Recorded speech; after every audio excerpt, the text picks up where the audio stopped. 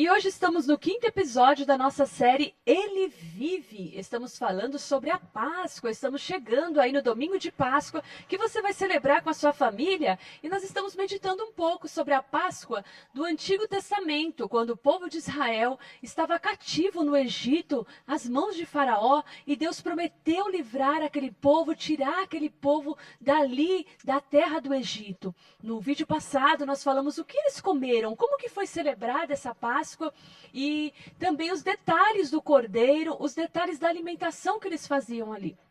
Nós vimos que o Senhor Deus mandou a eles que deveriam pegar o cordeiro, imolar o cordeiro, pegar o sangue, passar nos umbrais da porta, porque à meia-noite o anjo destruidor viria para matar todos os primogênitos da terra do Egito. Mas a casa que estivesse marcada com sangue, o anjo destruidor, ele passaria por cima daquela marca. Daí vem a palavra Páscoa, passar por cima da marca. Ele passaria por cima da marca e não destruiria a família daquela pessoa. Foi isso que aconteceu naquele momento. O anjo destruidor passou na terra do Egito à meia-noite e Deus libertou o seu povo das garras do faraó, porque morreu todos os primogênitos do Egito, desde o filho do faraó até o filho da serva do faraó, do servo de faraó, desde o primeiro animal até o último, morreu todos os primogênitos daquela terra, porque a ira de Deus desceu sobre a nação do Egito para livrar o seu povo daquele local. E quando o faraó ficou sabendo disso, houve pranto e dor e choro naquela nação. E Faraó entendeu que ele não poderia mais lutar contra o Deus de Israel, que o Deus de Israel era o Deus todo-poderoso, e ele mandou que os israelitas saíssem do Egito de forma rápida. Vocês lembram que nós falamos aqui que eles deveriam comer apressadamente a Páscoa, estar com o cajado na mão, com roupa de viagem, com o sapato nos pés, porque quando o anjo destruidor atingiu os primogênitos lá do Egito, o povo de Israel foi mandado embora do Egito. Talvez os egípcios pensaram, não, Deus começou a destruir a nação do Egito, ele vai matar todo mundo. Ele começou a matar pelo primeiro e agora vai acabar com toda a nossa nação.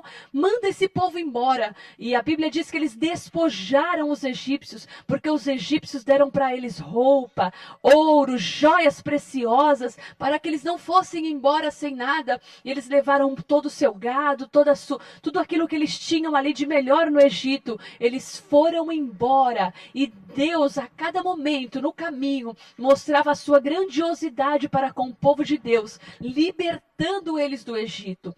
Existem várias histórias que você pode estudar na Bíblia. Deus abriu o mar vermelho para que eles passassem. Deus fez com que brotasse água da rocha no deserto. Então o nosso Deus é um Deus muito poderoso. Mas por que Deus fez isso no Egito? Por que Deus se ira? Você já viu alguém falar que Deus se ira? A maioria das vezes que a gente ouve falar sobre Deus, nós conhecemos um Deus de amor, um Deus que perdoa, um Deus que abençoa, um Deus que livra, né? Um Deus que guarda. Mas você já ouviu falar que Deus se ira?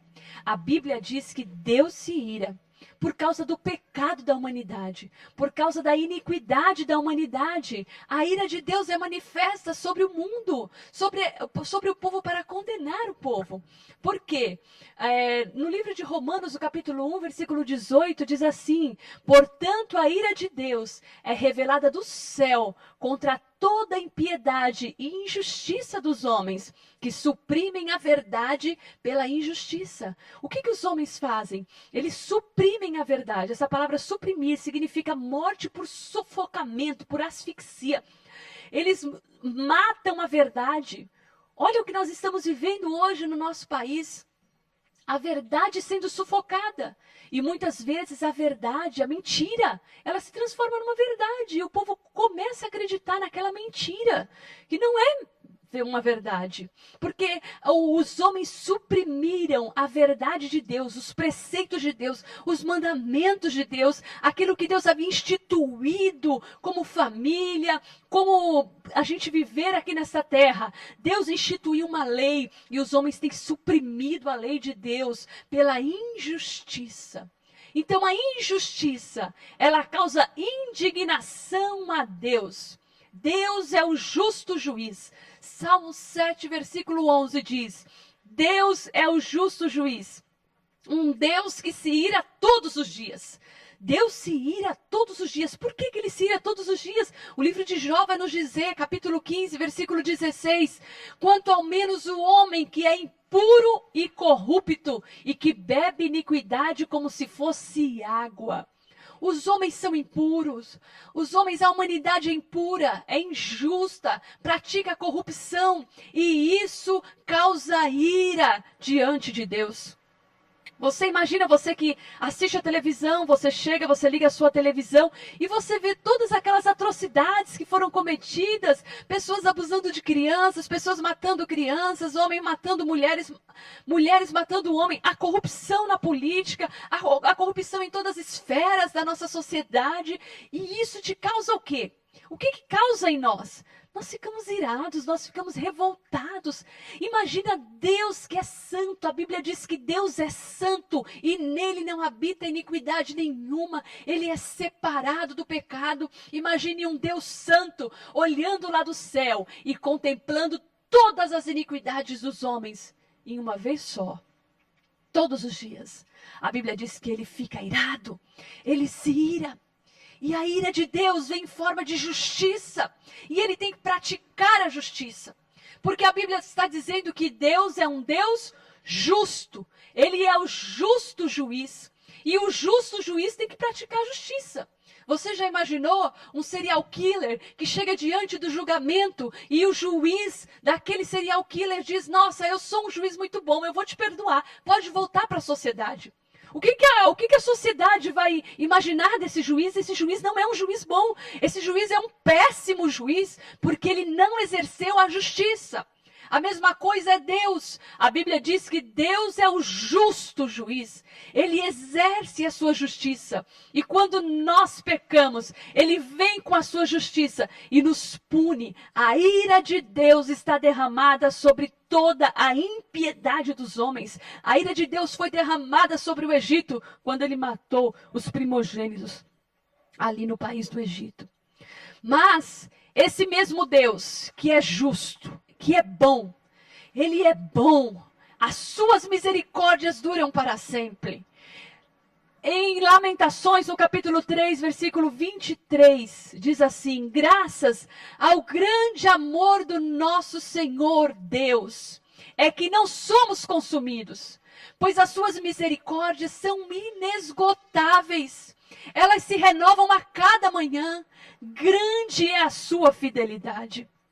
O mesmo Deus que é justo, que precisa praticar a justiça e precisa punir os homens.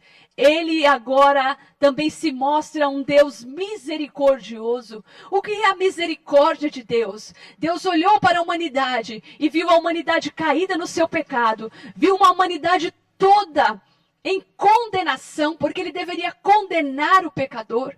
Se Deus é bom, o pecador é injusto, o Deus bom, um bom juiz, condena o pecador. Então a ira de Deus vem sobre o pecador. E agora nós estamos falando também da sua misericórdia. Ele usa de misericórdia.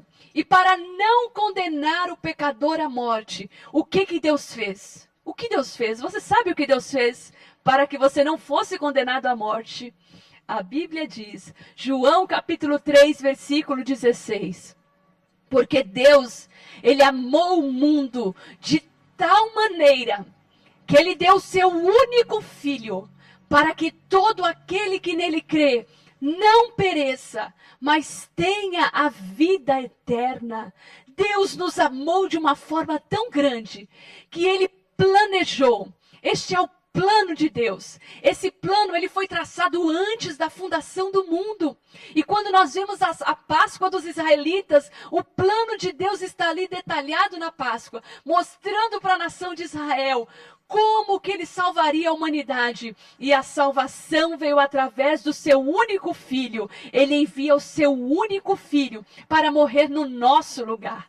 Aquele cordeiro que foi imolado, na Páscoa, era um símbolo do Senhor Jesus. E quando Jesus morre na cruz do Calvário, ele morre como o nosso substituto. O cordeiro imolado na Páscoa do Egito, ele foi imolado como substituto dos primogênitos que não morreram da nação israelita. E Cristo, morto na cruz, ele morre no nosso lugar. Ele foi o substituto pelo nosso pecado. Quando ele morre, a ira de Deus desce sobre ele.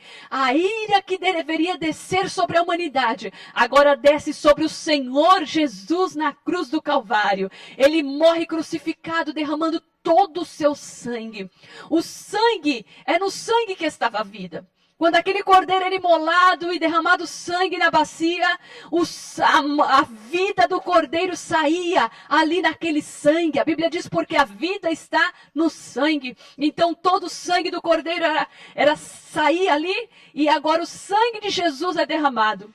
O sangue de Jesus significa a vida de Jesus, que Ele está dando por nós. Ele está dando pela humanidade. Lembra que eu falei que o pecado gera morte? Agora o sangue gera vida. E quem acredita nesse sacrifício pode ser restaurado à família de Deus. Pode ter agora acesso de novo ao trono da graça. Cristo leva na cruz toda a ira de Deus, nos livrando do pecado e da morte.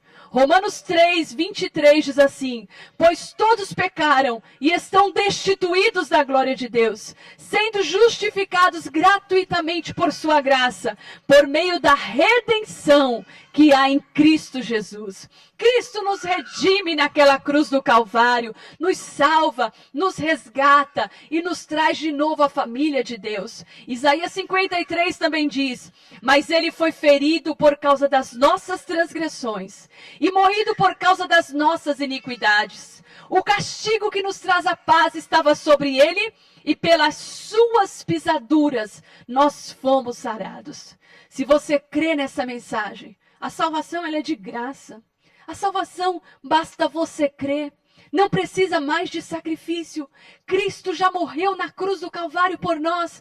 Basta você crer, abrir o seu coração, acreditar no Senhor Deus e recebê-lo aí no seu coração para se tornar filho e família de Deus. Se você quer receber a salvação do Senhor Jesus, ore comigo agora. Vamos fazer uma oração. Você pode orar do jeito que você quiser, ou você pode repetir essas palavras aqui comigo, entregando o seu coração ao Senhor Jesus. Senhor Deus, Deus Todo-Poderoso que criou os céus e a terra, e que planejou um plano de salvação para a humanidade. Eu reconheço nesta hora que sou um pecador, e que preciso do Senhor na minha vida. Eu reconheço todos os meus pecados e me arrependo deles. Eu quero receber Jesus no meu coração. Que o Senhor Jesus me aceite agora, mesmo sendo um pecador, que Ele me aceite. Perdoe os meus pecados. Entra no meu coração, venha fazer morada na minha vida. Senhor Deus, recebe-me na família do Senhor Deus. Eu quero fazer parte da família de Jesus. Eu entrego a minha vida a Ti. Faça da minha vida conforme o Senhor quiser. Em nome do Teu Filho Jesus. Amém. Que Deus abençoe a sua vida, que Deus abençoe a sua família, que a sua Páscoa venha a ser diferente nesse ano e você tenha uma nova vida através da morte do Senhor Jesus na cruz.